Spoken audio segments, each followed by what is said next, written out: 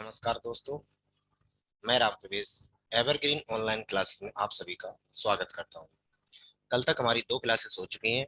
जो भी कोई कैंडिडेट आज पहले इसी को देख रहा है तो मैं उससे गुजारिश करूंगा कि वो पहले हमारी पहली 2 क्लासेस देखे, क्योंकि वो वहां से शुरुआत है और ये यहाँ से बीच में है। चलिए देखते हैं हम अपनी क्लासेस सभी को। और हाँ, जो भी क्लासेस होंगी वो दोनों जगह अवेलेबल होंगी चाहे वो हमारा यूट्यूब चैनल हो, चाहे फिर वो हमारा एप्लीकेशन हो।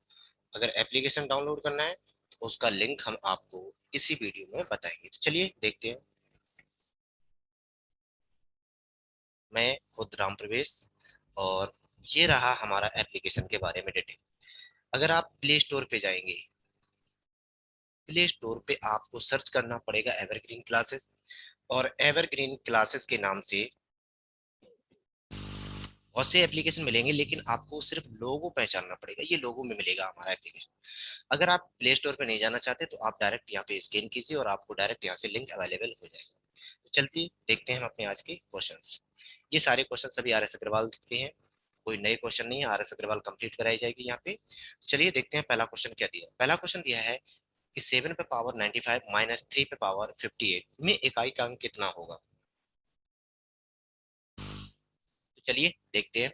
तो यहाँ पे जो भी है उससे पहले हम थोड़ा सा नंबर, क्या नाम, ये इकाई के अंक के बारे में देखते हैं। फिर भी हमने कल भी देखा था तो यहाँ भी आज कुछ बता देते हैं। इकाई का अंक जब भी हम निकालते हैं तो 3 कंडीशन को हमें ध्यान में रखना पड़ेगा।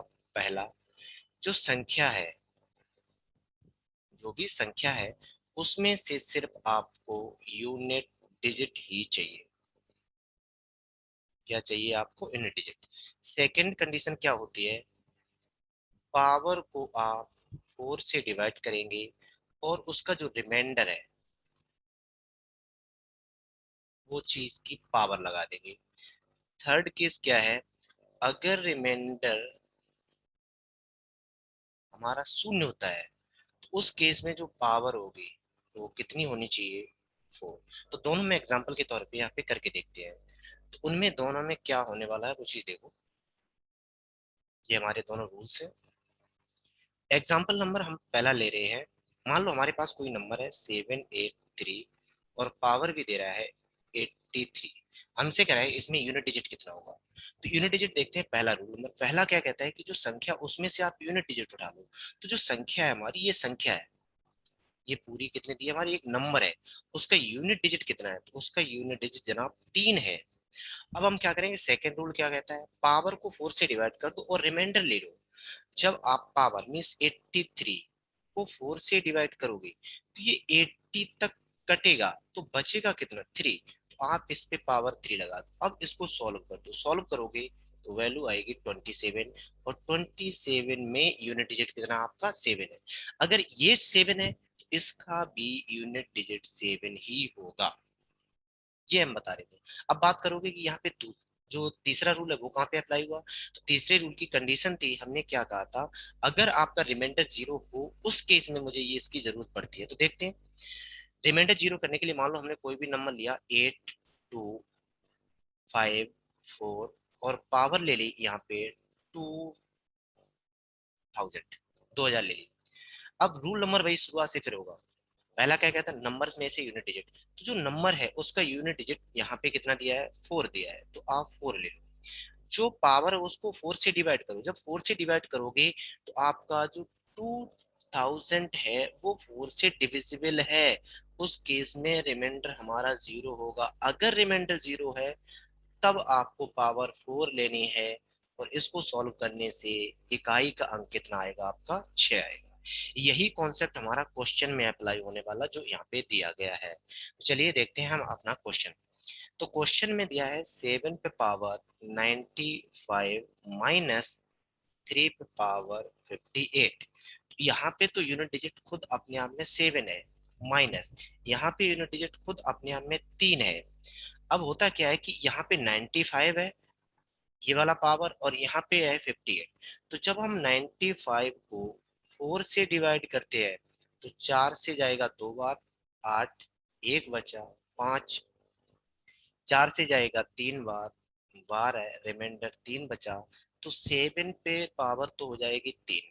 अब हम 58 को डिवाइड करते हैं, तो जब 58 को डिवाइड करोगे 4 से, तो 1, 4 बचा 1, 8, 4 से जाएगा 4 टाइम्स 16, रिमाइंडर 2, इसका रिमाइंडर है 2। तो जब आप 7 पे पावर 3 को सॉल्व करोगे तो सॉल्व होगा 7 इंटू 7 माइनस 3 इंटू 3, तो 7 इंटू 7 49, 49 में यूनिट डिजिट 9, और इसका मल्टीप्लाई 7 के साथ करेंगे तो 9 7 63 माइनस 3 3 9, इतना होगा। अब 63 में से 9 जाना है, या फिर आप कुछ भी कर लो, अगर हम सिंपल मेथड से इसको सब्ट्रैक्ट करें तो यही होगा। अब 13 में से 9 जाएगा तो कितना बचेगा आपका 4। तो इस केस में भी आपका इकाई का अंक 4 होगा। तो हम कह सकते हैं कि इसका जो यूनिट डिजिट है वो आपका कितना है 4। तो ऑप्शन हमारा कौन सा सही होगा, सेकेंड। उम्मीद करते हैं कि ये बात आपको समझ में आई होगी। ये वही है हमारा कॉन्सेप्ट। चलिए अगला क्वेश्चन देखते हैं। अगले क्वेश्चन में हमें दिया है सेम वही चीज जो अभी हमने पढ़ा, सेम यही रूल यहाँ पे अप्लाई करेंगे।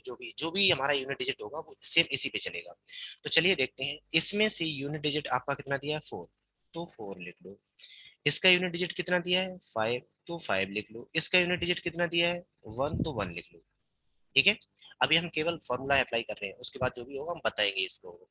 अब हम क्या करने वाले हैं, इसको हम रिमाइंडर को क्या नाम, पावर को 4 से डिवाइड करेंगे।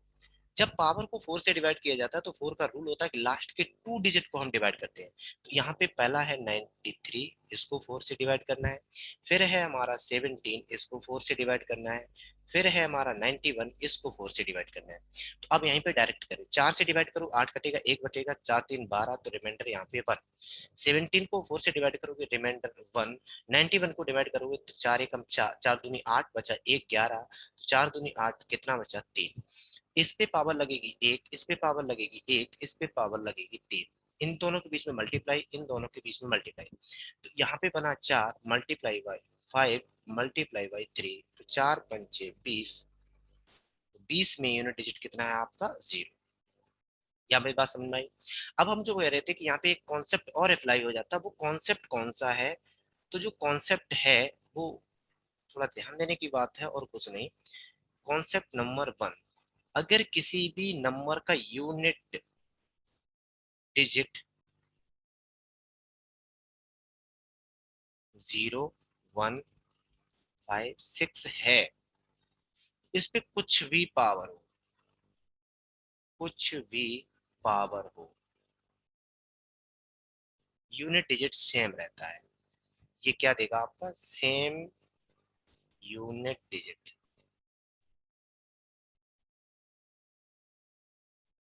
हमेशा देगा। मतलब है कि इस पे कुछ भी पावर लगा तो यूनिट डिजिट आपका वही देगा जो है। अभी बताइए सेकंड रूल क्या होता है। सेकंड में कंडीशन होती है कि अगर कोई नंबर सम है और इस पे पावर, या सम मत कहो, सम की जगह क्योंकि कंडीशन लग जाती है इसलिए हम कहेंगे कि कोई भी नंबर अगर आपका 2 है, 4 है, 8 है और 6 है, इन पे पावर अगर 4 लग रही है तो उस केस में यूनिट डिजिट हमेशा 6 आएगा। सेकंड में 1 है, 3 है, 7 है एंड 9 है, इन पे पावर अगर 4 लग रही है तो उस केस में यूनिट डिजिट हमारा हमेशा और हमेशा 1 आएगा। अब बात करते हैं कि जो हमने बताया था कि इसको हम डायरेक्ट कैसे कर सकते हैं। तो इन दोनों अगर मेथड को अप्लाई करें यहाँ पे तो बहुत इजीली हो जाता। कैसे, यहाँ पे नंबर दिया था 4 और यहाँ पे हमारी पावर कितनी थी 93, तो यहाँ से तो वही बनेगा आपका 4 पावर 1 आएगी रिमाइंडर निकालने के बाद मल्टीप्लाई। अब यहाँ पे जो यूनिट डिजिट है इस वाले में, यहाँ पे जो यूनिट डिजिट है वो 5। अब 5 की कुछ भी पावर हो, यूनिट डिजिट हमेशा 5 ही आएगा। यहाँ पे यूनिट डिजिट 1 है तो 1 पे कुछ भी पावर हो, डिजिट 1 ही आएगा। उस केस में मल्टीप्लाई करने के बाद कितना आएगा 20, और 20 में यूनिट डिजिट आपका कितना होगा 0 होगा। उम्मीद करते हैं ये बात आपको समझ में आई होगी। चलिए नेक्स्ट क्वेश्चन में उसी पैटर्न पे सॉल्व होगा आपका। अगला हमारा क्वेश्चन दिया है कि यहाँ पे 3 पे पावर 61, 6 पे पावर 43, 7 पे पावर 82। अब यहाँ पे हम वही मेथड लगा रहे हैं कि जो 3 है यहाँ पे कुछ भी पावर आ जाए, इसमें तो यूनिट डिजिट 6 ही होने वाला है, तो इसको हम सॉल्व नहीं करेंगे, बाकी दो को सॉल्व करेंगे। तो 3। अब 61 को सॉल्व करोगे, पावर 4 से डिवाइड करोगे, तो 4 से डिवाइड करने के बाद रिमाइंडर बचेगा 1। कैसे आएगा वो आप करके देख लेना एक बार। यहाँ से यूनिट डिजिट हमेशा 6 आएगा, मल्टीप्लाई 7, और 7 पे पावर दिया 82। 82 को अगर 4 से डिवाइड करोगे तो यहाँ पे 80 तक कटेगा, पावर बचेगी 2। तो 3 × 6 × 49 सॉल्व करोगे, तो यहाँ से 3, यहाँ से 6 और यहाँ से 9 उठाना है, क्योंकि मुझे सिर्फ और सिर्फ इकाई का अंक लेना है। 3 × 6 × 9, तो 3 × 6 = 18 × 9, तो 18 में 8 और 9, 9 × 8 = 72, और 72 में इकाई का अंक कितना दिया है? 2। तो अगर इसका 2 है तो इस पूरे नंबर का भी इकाई का अंक 2 होगा, जो हमारा ऑप्शन नंबर कौन सा है? 3 है। चलिए आगे देखते हैं अगला क्वेश्चन हमारा कौन सा है। सभी इसी पे होने वाले हैं, कोई बात नहीं, एक एक करके सॉल्व करेंगे। अगला क्वेश्चन दिया है हमारा 17 पे पावर 1991, 11 पे पावर 1991 माइनस 7 पे पावर 1999। हो सकता है कि यहाँ पे थोड़ी एरर हो, यहाँ पे भी 99 हो, यहाँ पे भी 99 हो, देख के चलेंगे। ठीक है, सब पे पावर सेम है। तो जब सब पे पावर सेम है तो हमारा क्वेश्चन जो रियल में है वो ये लिखा हुआ होना चाहिए, 17 पे पावर 1999 प्लस 11 पे पावर 1999 माइनस 7 पे पावर 1999। हो सकता है कि यहाँ पे टाइपिंग में थोड़ी एरर हो गई, पर रियल में क्वेश्चन ये है। तो चलिए देखते हैं हम लोग। सेम वही पैटर्न यहाँ पे अप्लाई करने वाले हैं कि यहाँ पे जो 17 है, 17 में इकाई का अंक 7। अब देखो पावर 1999, 1999, 1999 मतलब 1999, 1999 सब जगह है, तो हम एक को सॉल्व करेंगे। तो एक को सॉल्व करोगे, लास्ट के 2 डिजिट 99, इसको 4 से डिवाइड करना है। 4 से डिवाइड करोगे तो यहाँ बच जाएगा 4 2 8, बचेगा 1 19, 4 4 16, बचेगा 3। तो अब यहाँ पे पावर कितनी रहेगी? 3 प्लस, अब यहाँ पे देखो 1, 1 पे पावर 3 माइनस 7 पे पावर 3, ये रहेगा। अब एक बात बताओ, 7 पे पावर 3, 7 पे पावर 3, इसका जो यूनिट डिजिट होगा वही पहले वाले का है, तो ये पॉजिटिव का रहेगा आपका और ये नेगेटिव का रहेगा, दोनों के यूनिट डिजिट कैंसिल होंगे। अब जो यूनिट डिजिट है वो किस पे डिपेंड है? सिर्फ और सिर्फ 1 पे पावर 3, और 1 पे पावर कुछ भी हो हमेशा 1 आता है। मीन्स 1 पे power x equal to 1, where x is anything, मतलब कुछ भी हो, एनी नंबर कुछ भी लगा दो आप, तो ये हमेशा कितना आएगा? 1।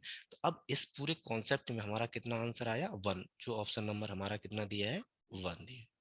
चलिए अगला क्वेश्चन देखते हैं हम, स्थानीय मान और जातीय मान। तो चलिए देखते हैं स्थानीय मान और जातीय मान में होता क्या है। स्थानीय मान होता है जो नंबर अपने स्थान के अकॉर्डिंग वैल्यू चेंज करे, और जातीय मान अपनी खुद की वैल्यू। अगर हम बात करें जातीय मान की, जातीय मान मतलब इसको बोलते हैं फेस वैल्यू, फेस वैल्यू। अब होता क्या है कि हमारे पास केवल और केवल 10 डिजिट होते हैं, 0 1 2 3 4 5 6 7 8 9, ये 10 डिजिट होते हैं। अगर हम आपसे पूछें ये जो 10 डिजिट है इनसे ही मिलके एक बार आप संख्या बनाते हो, तो क्या कोई नंबर अपनी वैल्यू चेंज कर देता? नहीं करता। जैसे अगर हम कहें कि यहाँ पे एक नंबर लिखा है 42, अगर हम पूछें ये नंबर कौन सा है तो आप कहोगे 2। अगर हम कहें ये नंबर कितना है 4, तो जो आप नंबर की खुद की वैल्यू बता रहे हो वो होती है प्लेस वैल्यू, मतलब जो जिसकी पहचान है। अगर हम बात करते हैं अब प्लेस वैल्यू की, जिसको बोलते हैं स्थानीय मान, यहाँ पे बात कर रहे हैं, एक होता है आपका स्थानीय मान और एक होता है जातीय मान। इसको बोलते हैं प्लेस वैल्यू और इसको बोलते हैं फेस वैल्यू। प्लेस वैल्यू जो अपने स्थान के अकॉर्डिंग वैल्यू चेंज करे, change value according to its place, और जो अपनी वैल्यू चेंज न करे। मींस अगर हम आपसे पूछे यहाँ पे एक नंबर लिख रहे हैं 4326, और बात करेंगे सिर्फ और सिर्फ एक ही नंबर की जो है हमारा 4, किसकी बात करेंगे? 4 की। अब जब आप स्थानीय मान लिखोगे, स्थानीय मान का मतलब क्या होता है? उस नंबर को लिखो और उसके पीछे कितने नंबर आए हैं, 3, तो 3 इसके पीछे 0 लगा दो, तो इसका स्थानीय मान हो जाएगा 4000। कितना हो जाएगा? 4000। अब हम कहें इसका फेस वैल्यू कितना है, तो फेस वैल्यू हम कहेंगे ये जो नंबर दिख रहा है इसका वैल्यू कितना है, तो आप कहोगे 4। मतलब जो आपने उसकी खुद की वैल्यू बताई वो 4। अगर हम पूछें इस प्ले स्पेस की वैल्यू कितनी है, वो है 4000। यही होता हमारा स्थानीय मान और जाति मान। चलते हैं अपने क्वेश्चन पे। क्वेश्चन हमारा दिया था, यहाँ पे जो नंबर लिखा है 867943, इसमें जो नंबर 7 है उसका स्थानीय मान और जाति मान का अंतर चाहिए। तो अगर हम इसका 7 का स्थानीय मान लिखें, मतलब है प्लेस वैल्यू लिखें, प्लेस वैल्यू लिखोगे तो वैल्यू होगी 7 और इसके पीछे 3 जीरो आने चाहिए। अगर हम बात करें कि उसकी फेस वैल्यू लिखो, तो फेस वैल्यू खुद वही नंबर होता है। अब आपसे कह रहा है कि दोनों का अंतर कितना है, तो जनाब दोनों का अंतर है तो घटा दो। 10 में से 7 जाएंगे 3, यहाँ 9, यहाँ 9, यहाँ 6, तो वैल्यू होगी 6993, 6993। जो ऑप्शन नंबर हमारा कितना दिया है? 3 दिया है। उम्मीद करते हैं आपको ये क्वेश्चन समझ में आया होगा।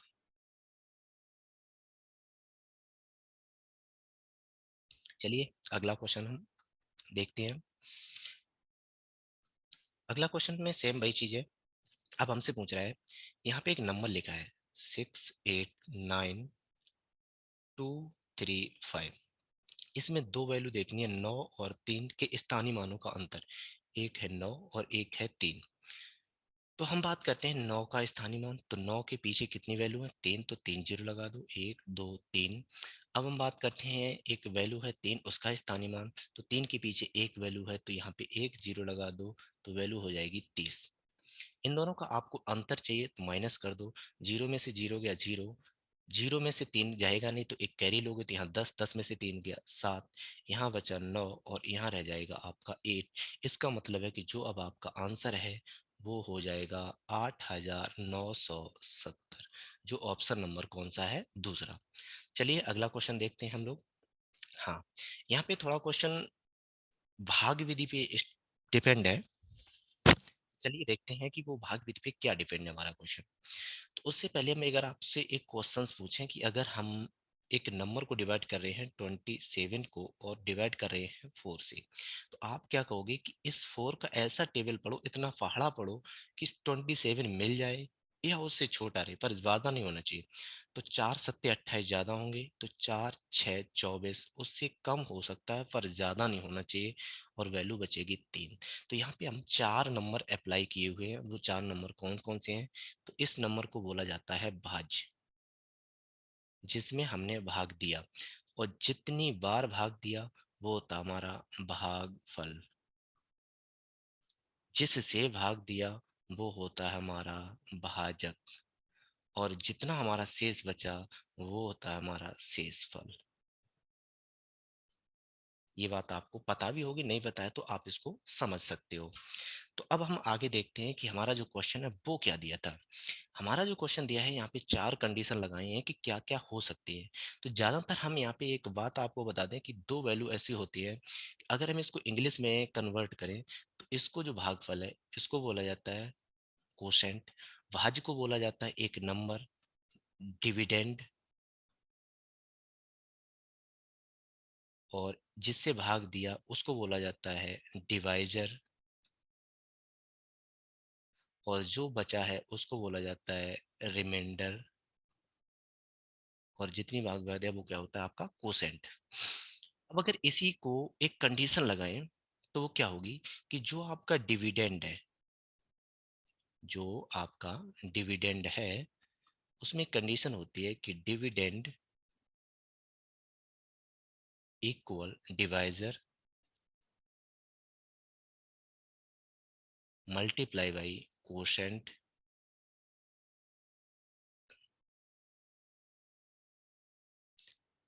हो सकती है कि इसकी थोड़ी डेफिनेशन क्या नाम है, इसकी मीनिंग मिसप्रिंट हो या गलत हो, देख लेना आपने। QUOTINT ठीक हो सकता है। Plus remainder. अब होता क्या है कि जो हमारा रिमाइंडर है means dividend equal divisor into quotient plus remainder. ये जो इक्वेशन होती है इसमें एक कंडीशन लगाई जाती है, और वो कंडीशन क्या है कि जो भी हमारा रिमाइंडर है ये रिमाइंडर हमेशा और हमेशा छोटा होना चाहिए किससे, डिवाइजर से, पर इक्वल हो सकता है और उससे बड़ा हो सकता है किससे, जीरो से। तो यहाँ पे ये कंडीशन लगी होनी चाहिए, अगर ये ऐसा है तो ये सही है, अदरवाइज ये सही नहीं होगा। यही कॉन्सेप्ट यहाँ पे दिया है, आपसे कह रहा है कि यदि ए तथा बी पूर्णांक हो, मतलब इंटीजर हो, अपने आप में एक कंप्लीट नंबर हो, जहां सी ग्रेटर देन जीरो हो, सी का यहाँ पे कोई जिक्र नहीं है, तो पूर्णांक क्यू तथा आर ऐसे होंगे। यहाँ पे कुछ मिसप्रिंट है पर हमें क्वेश्चन के अकॉर्डिंग नहीं, ऑप्शन के अकॉर्डिंग चलना होता है इसमें। देखिए अब यहाँ पे पहला ऑप्शन दिया है कि जो आर है वो आपका रिमाइंडर है, वो सही है। आपसे कह रहा है कि जो रिमाइंडर है आपका रिमाइंडर जीरो से बड़ा है और इसके इक्वल होता है, जो हमारी कंडीशन दी है सही है, और बी से छोटा है। अब यहाँ से जिससे छोटा होता है उसको हम बोलते हैं, तो इस केस में ये हमारा जो काम कर रहा है वो काम करना चाहिए भाजक का, यही करना चाहिए। अगर भी भाजक है, डिवाइजर है, तो डिवाइजर और भागफल का मल्टीप्लाई होता है और प्लस होता है रिमाइंडर। अब यहाँ पे आ जाओ, डिवाइजर प्लस भागफल का मल्टीप्लाई होता है और प्लस में होता है रिमाइंडर, जो यहाँ पे इक्वल में दिया है। पर यहाँ पे हम बता दें इक्वल में देना नहीं चाहिए। बात समझ में आई या नहीं आई? ठीक है, यहाँ पे क्या होना चाहिए, आपका प्लस होना चाहिए। कुछ एरर हो जाती है तो यहाँ पे क्या होगा, आपका प्लस मतलब है कि A equal to V Q plus R, ये गलती थी इसमें, तो आप इसको सही कर लेना अपने आप में। आगे हमारा ऑप्शन दिया है कि आर जो है वो इक्वल भी हो सकता है डिवाइजर के, डिवाइजर की इक्वल कभी नहीं हो सकता है, मतलब है कि ऑप्शन दो कभी आंसर नहीं होगा। सेकंड, रिमाइंडर की कंडीशन सही लिखी है उन्होंने, मतलब वो ये कह रहा है कि जो आपका रिमाइंडर है वो जीरो से बड़ा होता है, इक्वल भी होता है और डिवाइजर से छोटा होता है। पर मुझे पता है कि जो रिमाइंडर होता है वो हमेशा और हमेशा इक्वेशन में प्लस में आता है, और प्लस में आता है तो यहाँ पे इन्होंने प्लस में एक नंबर किया है और रिमाइंडर का मल्टीप्लाई किया है, जो हमारा मेथड गलत है। और इनमें से कोई नहीं होगा, क्योंकि हमारा मिस प्रिंट होने की बदौलत पहला ऑप्शन हमारा कैसा है, सही है। तो चलिए, उम्मीद करते हैं कि पिछला वाला क्वेश्चन आपको समझ में आया होगा।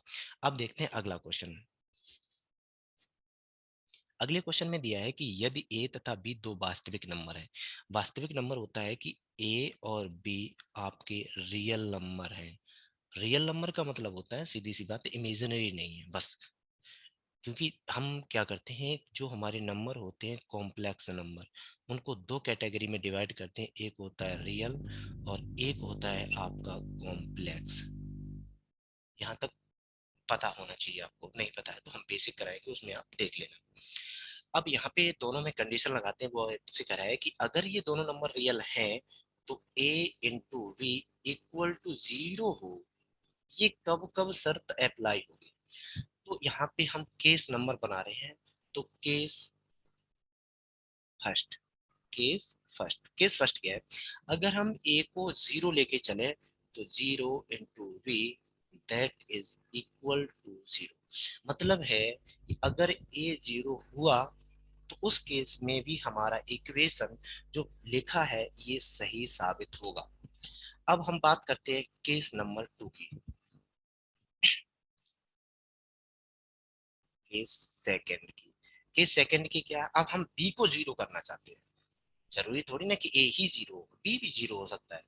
तो अगर हम बी को जीरो करेंगे तो ए इंटू जीरो इक्वल टू भी जीरो होगा। मतलब है कि उस केस में भी हमारा जो इक्वेशन है वो सही साबित हुआ है, कि चाहे आप ए को जीरो कर दो तब भी आपका इक्वेशन इक्वल टू जीरो होगा, या तो आप बी को जीरो कर लो उस केस में आपका इक्वेशन जीरो होगा।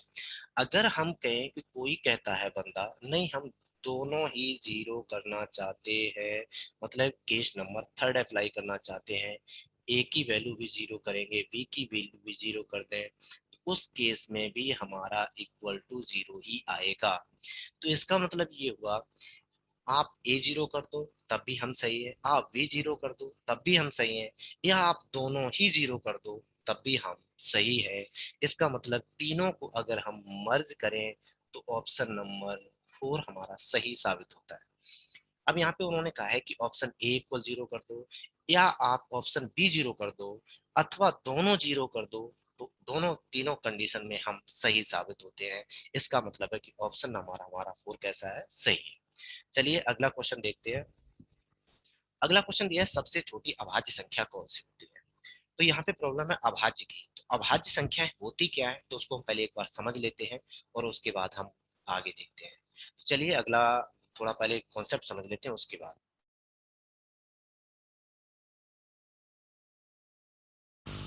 चलिए इससे पहले थोड़ा एक रूल होता है अभाज्य गुणनखंड। अभाज्य गुणनखंड या फिर भाजक, भाजक मान के चलो,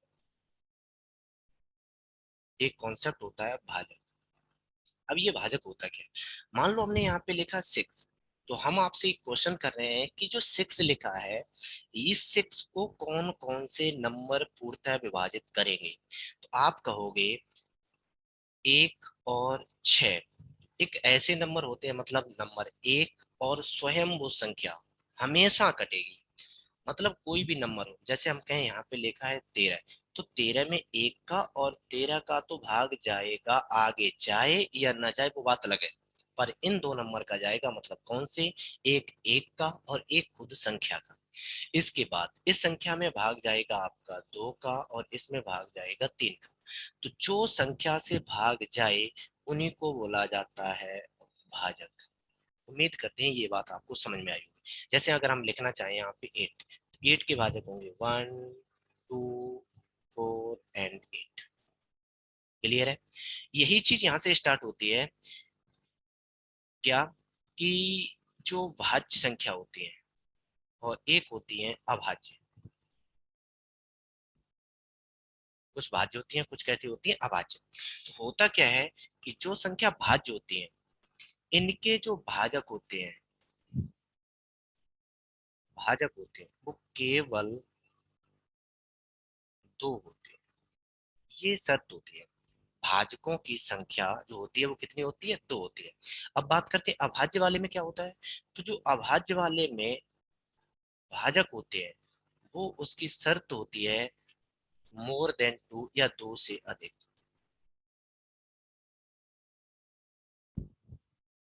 2 से अधिक। जिसके भाजकों की संख्या केवल 2, तो वो जाएगा भाज्य में। गलत हो गया, चलो उल्टा हम बोल दिए। उल्टा ये है आपका, यहाँ से इसको हटा दो, कि जो भाज्य है उसके भाजकों की संख्या 2 से अधिक, 2 से अधिक, और जो अभाज्य है उसके भाजकों की संख्या केवल 2। इतना मिस्टेक हो गया था हम पे, उसके लिए सॉरी। जिसके केवल 2 भाजक है वो अभाज्य, और जिसके मोर देन 2 फैक्टर है वो आपका भाज्य। यही से शुरुआत होती है कि जैसे हमने लिखा 2, 2 में केवल 2 भाजक है 1 और 2। यहाँ पे लिखा 3, इसमें 1 3। अगर हमने लिखा 5, तो 5 में होता है 1 एंड 5। यही क्रम आपका आगे चलता रहेगा, वो हम नंबर लिखेंगे। अब जैसे बात करते हैं भाजक, भाज्य। भाज्य मतलब, फिर मेरी बेस्ट फ्रेंड हो रही है, सॉरी उसके लिए। हाँ अभाज्य। अभाज्य होते हैं आपके, जैसे मान लो मैंने लिखा 2, तो केवल 2 फैक्टर चाहिए, तो 1 एंड 2। 3, 3 में आपका लिखा जाएगा 1 एंड 3। 5 में आपका लिखा जाएगा 1 एंड 5। 7 में आपका लिखा जाएगा 1 एंड 7, एंड सो ऑन। ये क्रम आपका चलता रहता है। यही चीज अब बात करते हैं भाज्य की, मतलब जो भाज्य जो कट जाए तो उसके जो भाजक होते हैं उनकी संख्या 2 से अधिक चाहिए। तो सबसे छोटी भाज्य संख्या होती है हमारी 4। तो 4 में 1 का भाग जाता है, 2 का भाग जाता है और खुद 4 का भाग जाता है। तो इसके भाजक 2 से ज्यादा है, पर कितने हैं इससे कोई कंडीशन नहीं। अगला भाजक हमने लिखा मान लो 6, तो 6 में भाग जाएगा 1 का, 2 का, 3 का और 6 का। तो इसके भाजकों की संख्या कितनी है, 4। तो ये भी क्रम चलता रहता है। तो इसका मतलब हुआ जो भाज्य है उसके भाजक मोर देन 2 है। दो से ज्यादा होने चाहिए। और जो केवल अभाज्य संख्या है उसमें केवल और केवल दो ही भाजक होने चाहिए। अब होता क्या है, इसी क्रम में हमारा जो क्वेश्चन दिया था वो क्वेश्चन ये है कि सबसे छोटी अभाज्य संख्या है कौन सी। तो जनाब जब हम सबसे छोटी अभाज्य संख्या लिखते हैं तो यहाँ पे शुरुआत होती है दो से, फिर तीन से, फिर पांच से, सात, 11, 13, 17, 19 और ये चलता रहता है। तो सबसे छोटी अभाज्य संख्या कौन सी मिली मुझे, दो, जो ऑप्शन नंबर 3 में दी है। अब यहाँ से एक क्वेश्चन बनता है, वो क्वेश्चन कौन सा है कि जो भी अभाज्य संख्या है उनमें सिर्फ और सिर्फ दो ही एक ऐसा नंबर है जो अपने आप में सम है। तो जो यहाँ पे लिख सकते हैं दो केवल सम अभाज्य संख्या है, अभाज्य संख्या है। और जितनी भी बची है सारी अभाज्य संख्या आपकी कैसी है, विषम। तो यहाँ पे हम ये भी लिख सकते हैं दो के अलावा सभी अभाज्य संख्याएं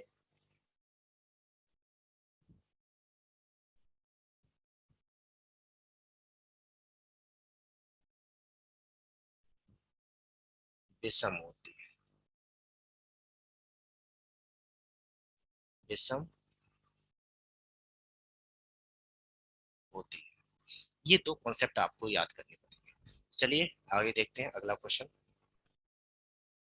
अगला क्वेश्चन दिया है 70 से छोटी अभाज्य संख्याएं कितनी है। तो होता यह है कि आपको ये क्वेश्चन करने के लिए 100 तक सभी अभाज्य संख्याएं याद करनी पड़ेगी। तो हम पहले 1 से लेकर 100 तक सभी अभाज्य संख्याएं लिख रहे हैं, उसको आप देख लेना, जो भी हमारा आंसर होगा वहीं से हमारा निकल आएगा, और आपको याद तो करनी ही पड़ेगी, ये तो क्लियर है। चलिए देखते हैं। तो हम लिख रहे हैं 1 से 100 तक अभाज्य संख्या, 100 तक अभाज्य संख्या। तो जो अभाज्य संख्या हो वो कौन सी है, पहली है दो, तीन, पाँच, सात, 11, 13, 17, 19,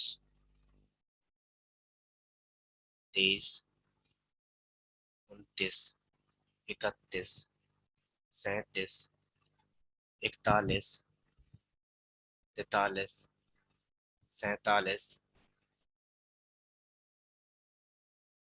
और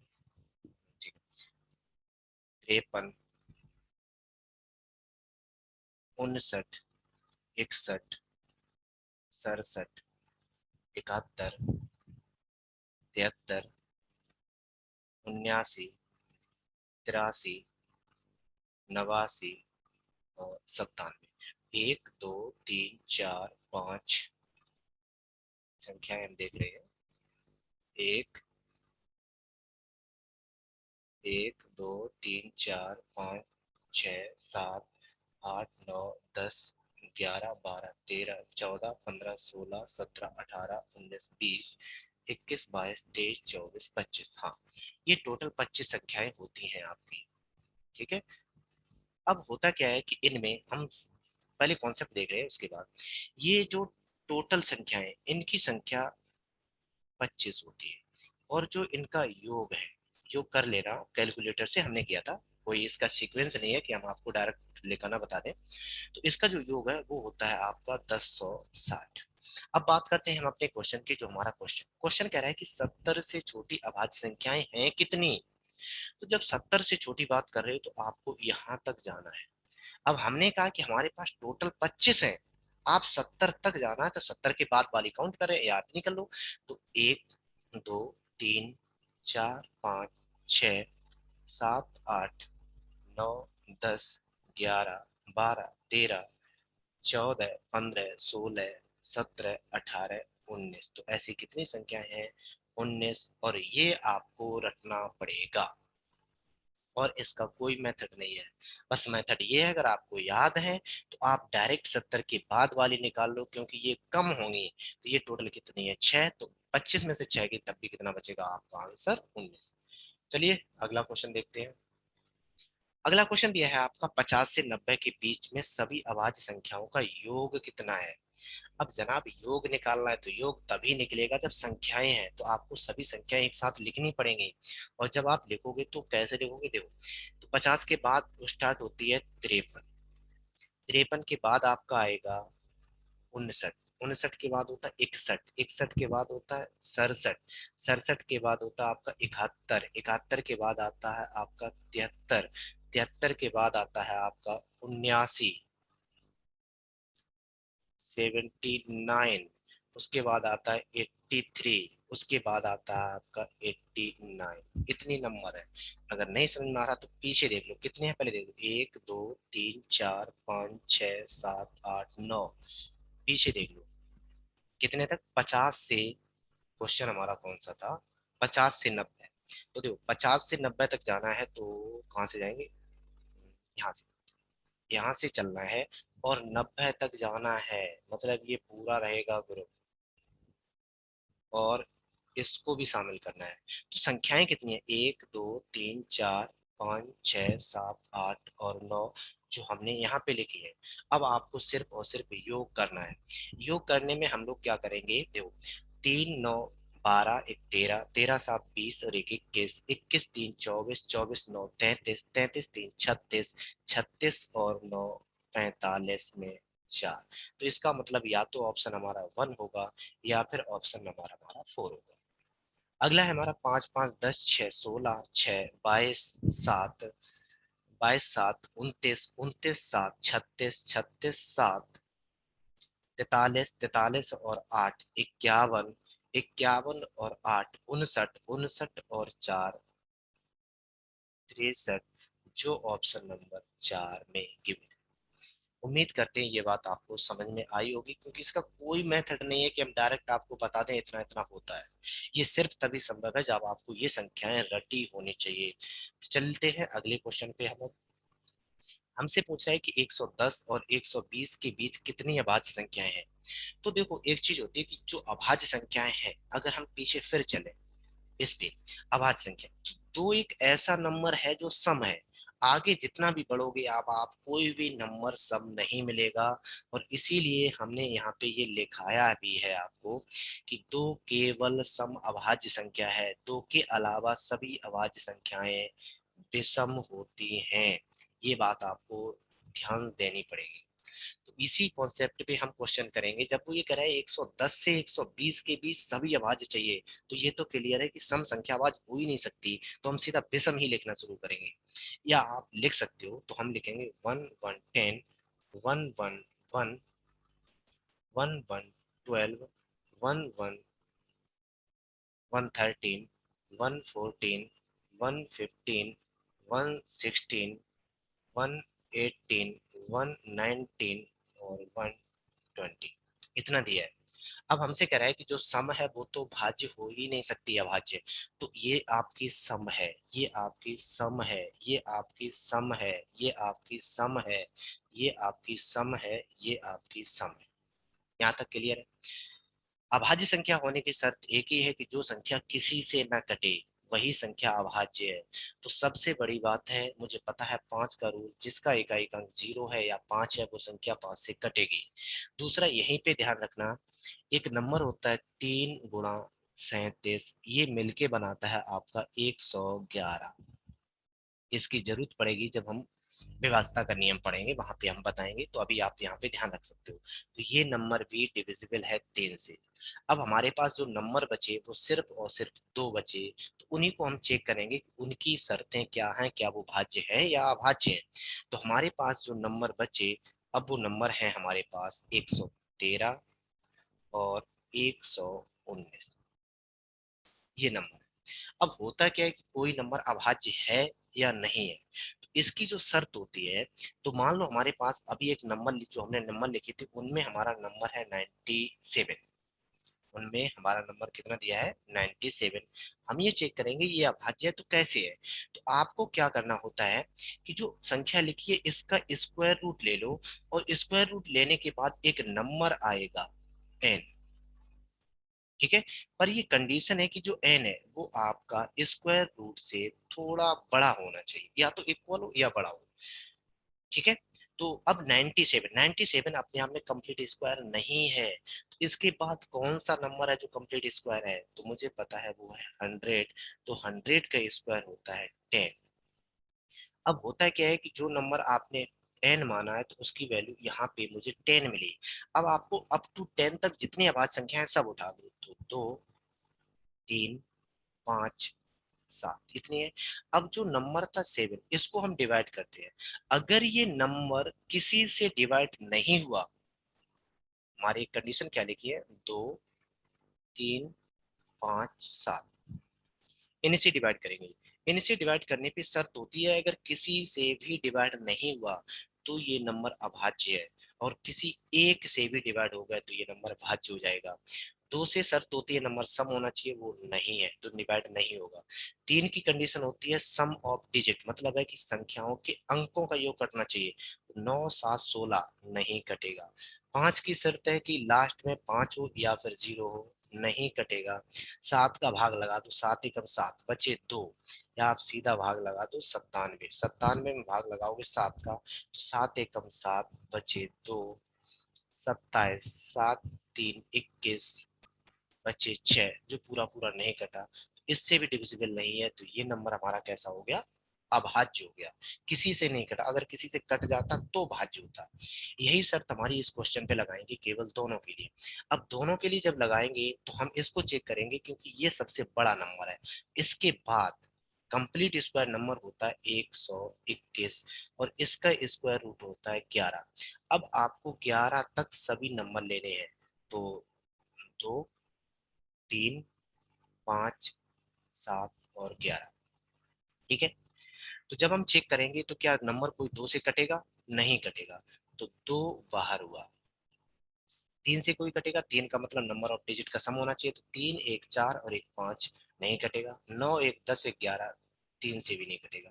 5 में इकाई का अंक शून्य होना चाहिए, या फिर 5 तो ना तो यहाँ पे 5 है ना यहाँ शून्य है, तो इसका मतलब ये भी नहीं कटेगा। कोई नंबर 11 से नहीं कटने वाला, अभी देख लिया है, क्योंकि 11 से 99 कटेगा और उसके बाद सीधा 121 कट रहा है, तो इनके बीच में आ रहे हैं, ये नहीं कट रहे। बात करते हैं 7 की, तो 7 देखो, 7 एकम 7, तो 7 को यहाँ चेक कर लो, 113 डिवाइडेड बाई 7, तो 7 एकम 7 बचे कितने, 4, 43, तो ये नहीं कटेगा, ये आपका किसी से नहीं कटा। अब बात करते हैं 119 की, इसको डिवाइड करो 7 से, 7 एकम 7 बचे कितने, 4, 9, 7 सत्ते 49, 17 सत्ते 119, तो ये कट गया। अब जो बचा नंबर वो कौन सा था हमारा, 113।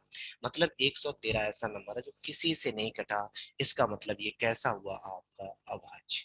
तो हमसे पूछ रहे कितनी अभाज्य संख्या है, तो मुझे सिर्फ ऐसी एक अभाज्य संख्या मिली है, और जो कितनी है, 113। उम्मीद करते हैं ये बात आपको समझ में आई होगी। तो चलिए आगे देखते हैं। अगला क्वेश्चन दिया है, निम्नलिखित में से कौन सी संख्या एक अभाज्य संख्या है, कौन सी संख्या एक अभाज्य संख्या है।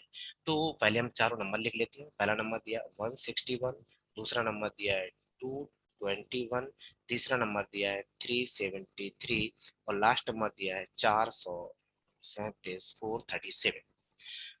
अब जब हम शर्त लगाते हैं तो हम क्या करते हैं, उस नंबर पे शर्त लगा देते हैं जो नंबर सबसे बड़ा है, क्योंकि जो नंबर सबसे बड़ा है वहां पे आपके छोटे नंबर ऑलरेडी अवेलेबल होंगे, तो मतलब मिलेंगे। क्लियर है। तो हम सीधा सबसे बड़े नंबर पे अभाज्यता की जांच लगाएंगे। अभाज्यता की जांच लगाएंगे 437 पे। 437 के बाद नंबर कौन सा अपने आप में कंप्लीट स्क्वायर है, तो देखो ध्यान रखना, 400 अगर होता तो ये 20 का स्क्वायर है, और 21 होता तो 441 होता।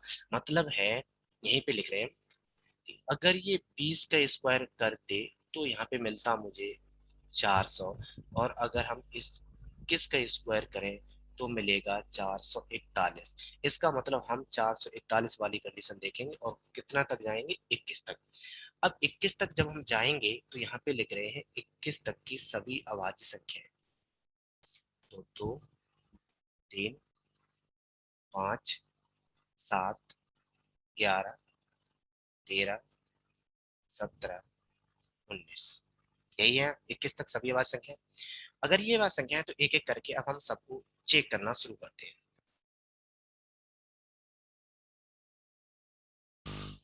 चलिए, तो देखो पहला रूल, दो एक सम संख्या है, सम संख्या को ही डिवाइड करेगी। तो किसी भी संख्या के पीछे अगर देखा जाए तो सम डिजिट नहीं है, मतलब इकाई का सम नहीं है, तो ये इससे नहीं कटेगा। दो से कोई संख्या नहीं कट रही। तीन का रूल होता है कि अंकों का योग कटना चाहिए, तो अंकों का योग हम कर रहे हैं। एक छह सात और एक आठ नहीं कटेगा। दो दो चार और एक पांच नहीं कटेगा। तीन तीन छह एक सात, तीन तीन छह और सात 13 नहीं कटेगा। चार तीन सात, सात सात 14 नहीं कटेगा, मतलब तीन से नहीं कटा। पांच का होता है लास्ट में अंक कटना चाहिए, नहीं कटेगा। ठीक है। सात, सात का भाग लगाओगे तो सात दूनी 14, बचे दो, सात तीन 21, इससे कट गया। अगर ये नंबर कट गया तो ये आपका अभाज्य नहीं है, ये आपका कैसा हो गया,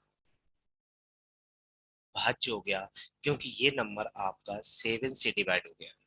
क्लियर है। अब इस पे शर्त लगाते हैं, देखो 7 की, 7 का भाग लगाओगे, सात तीन 21, बचे 11 नहीं कटेंगे। इस पे लगाओगे तो सात पंचे 35, बचे दो 23 नहीं कटा। सात पंचे 35, 8 नहीं कटा। इसको भाग दे लो अगर प्रॉब्लम आ रही हो तो, 437 और भाग दे दो सात का, तो सात पंचे 35, तो बचे कितने 8, 13 में से 5 के 8 और यहाँ 87, सात छः 42 करती है सीधा, सात छः 42, बचा कितना एक और 17 नहीं कटा। तो अब सात से कोई नहीं कटा। 11, 11 का हम एक रूल देखते हैं, वो चीज ध्यान रखो कि कोई भी नंबर तीन अंक का हो, ए बी सी, और 11 से डिवाइड हो अगर है, तो इन दोनों का सम यहाँ मिल जाता है। अगर ये ऐसी कंडीशन है तो वो नंबर 11 से डिवाइड है। तो देखो एक और दो, तीन होता वो यहाँ नहीं है। तीन और तीन छह होता वो यहाँ नहीं है। चार और सात 11 होता है, तो इकाई का अंक एक होना चाहिए, नहीं है। इस शर्त में देखते हैं, तो चलो इस, या आपको ये समझ में नहीं आ रहा तो आप सीधा सॉल्व करो, कोई प्रॉब्लम नहीं, जो इजी लगे वो लगा।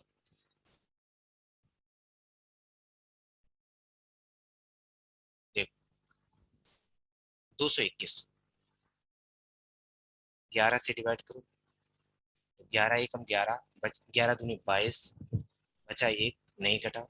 अगला है हमारा 373, 11 से डिवाइड करो, 11 तीन 33, बचा कितना चार 43 नहीं कटा।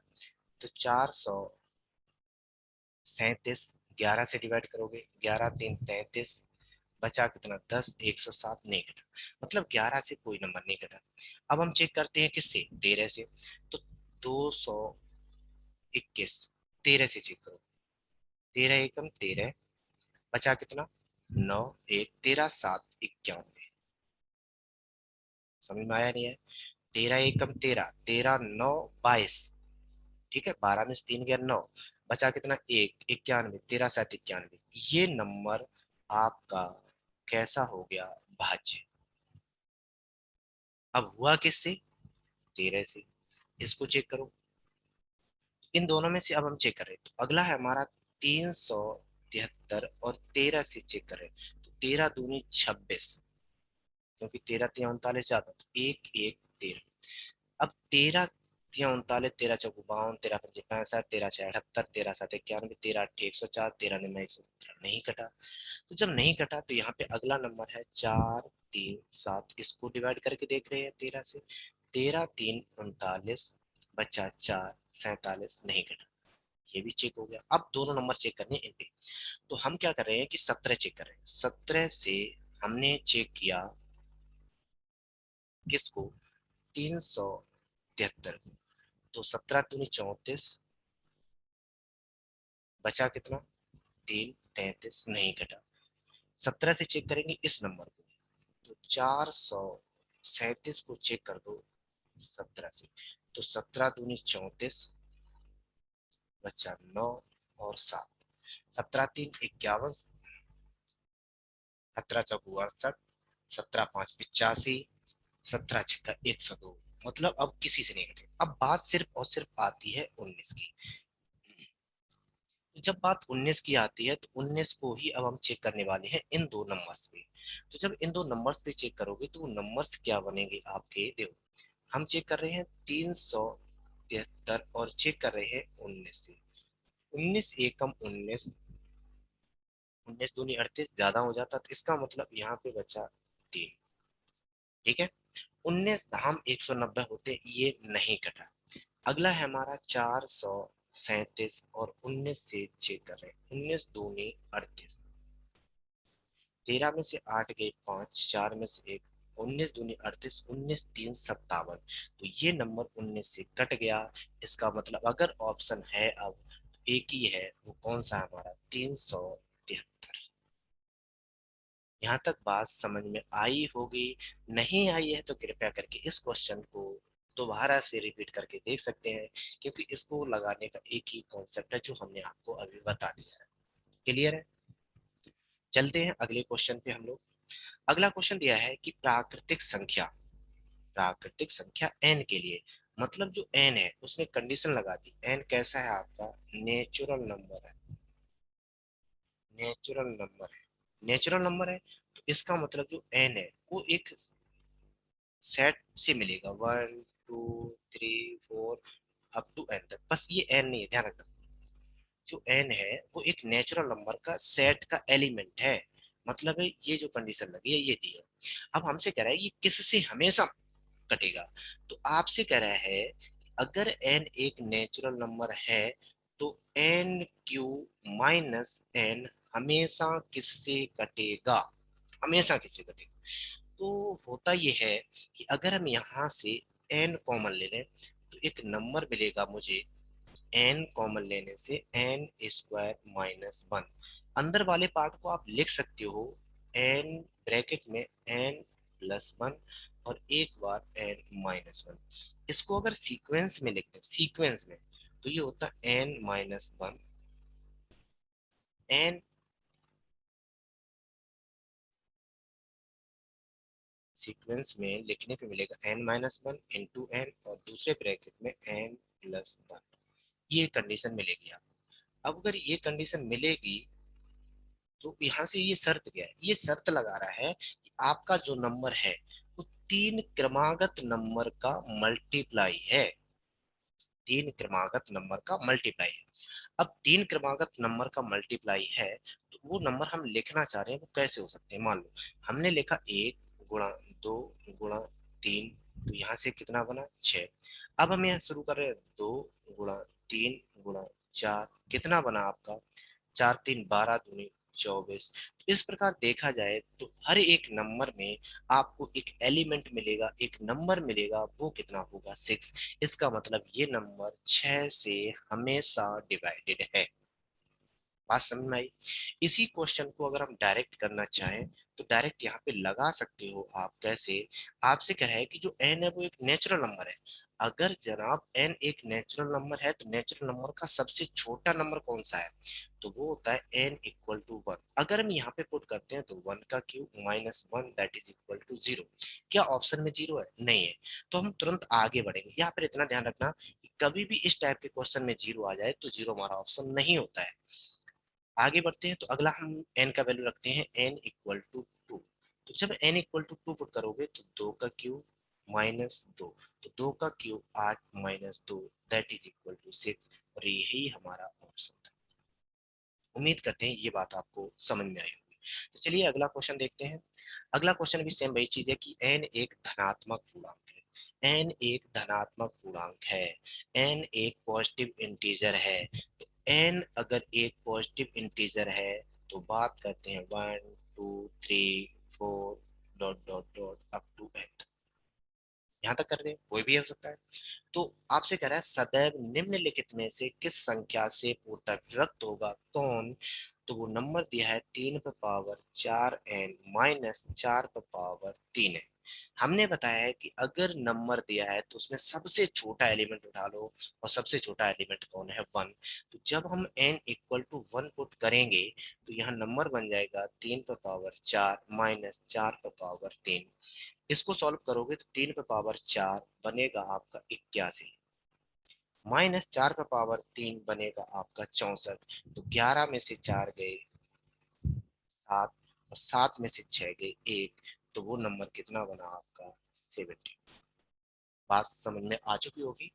चलिए, आज के लिए इतने ही हमारे पास क्वेश्चन है, तो बस ध्यान रखना, अगर आपको ये वीडियो पसंद आ रही है, ठीक है, तो आपको क्या करना है, इस वीडियो को, चैनल को सब्सक्राइब करना है। पहला काम तो ये तो करना ही है। दूसरा काम, आपको लाइक, ये ध्यान रखना, ये तो करना ही पड़ेगा आपको। अगर पसंद आ रहा है तो या फिर डिसलाइक कर दो, उससे कोई फर्क नहीं, बस आपका व्यू चाहिए कि आपको वीडियो ये कैसी लग रही है। तीसरी कंडीशन आपको दी है कि आप अपने फ्रेंड को, हो सके तो हर कैंडिडेट जो इसको व्यू कर रहा है, एक अपने फ्रेंड को जरूर सेंड करें। आप अपने दोस्तों को, फ्रेंड को, रिश्तेदार को, किसी को भी सेंड करें, अगर आपको अच्छी लगे तो। उम्मीद करते हैं ये आप हमारा काम करेंगे। आप समझ लो कि अगर आपको अच्छी लग रही है तो इतना तो कर दोगे तो उससे कोई फर्क नहीं पड़ता है आपके लिए, पर हमारे लिए पड़ता है। जितना हमारे पास ये सब्सक्राइबर बढ़ेंगे या लाइक्स आएंगे, तो हमें लगता है कि आप हमारी वीडियो को पसंद करते हैं, तो हम उतना ही इस वीडियो में इम्प्रूव करने की कोशिश करेंगे। क्लियर है? उम्मीद करते हैं ये बात आपको समझ में आई होगी। चलिए देखते हैं, नेक्स्ट मिलेंगे कल।